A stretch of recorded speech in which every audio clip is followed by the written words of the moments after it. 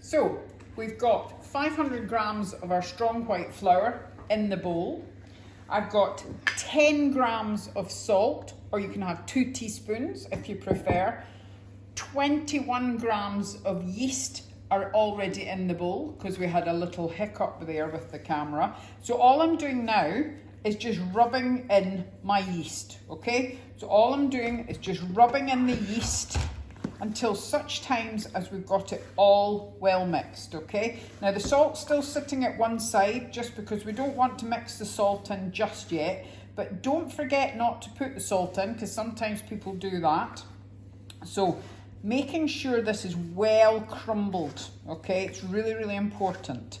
So once you feel there's no big enormous lumps, then you can mix your salt in. Now, once you're mixing, if you find any bigger lumps, again, just press them out. Just kind of push them in your hand and mix them out. If you're using a mixer, that's absolutely fine, okay? So, next thing, just check that any of the big bits that you've got there, is it yeast or is it just a lump of flour that's clumped together? Next thing you're gonna add in is 100 grams of whole milk, 200 grams of water, all in together. Now I warm the water so that the water's nice and hot, and then put my cold milk in so it just comes up to nice room temperature. 3 tablespoons of oil, okay? So 3 tablespoons of oil also going in. Now what the oil's going to do is leave a softer dough, as does the milk. It leaves a nice soft crumb structure, and the crust will not be too hard either. So, baker's buddy if you've got one. If not, fingertips.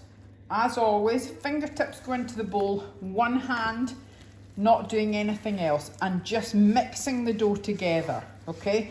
This is a really nice simple recipe. You don't have 2 proofs as such.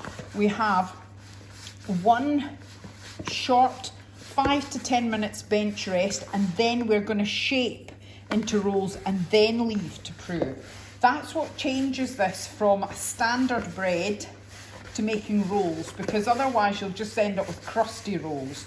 So what we're trying to do is we're creating that morning roll that Scotland's famous for.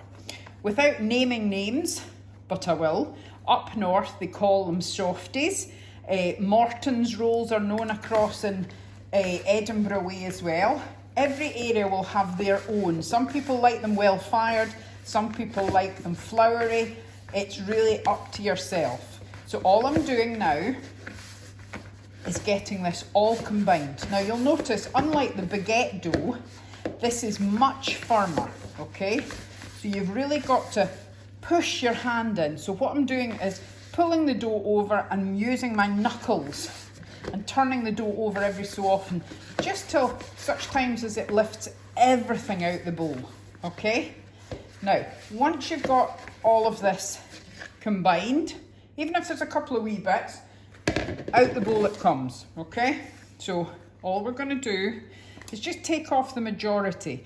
Now, you're going to notice this is not as easy to stretch and fold. So this one is heel of your palm. So you're going to use the heel of your palm to work the dough. Now you can go backwards and forwards.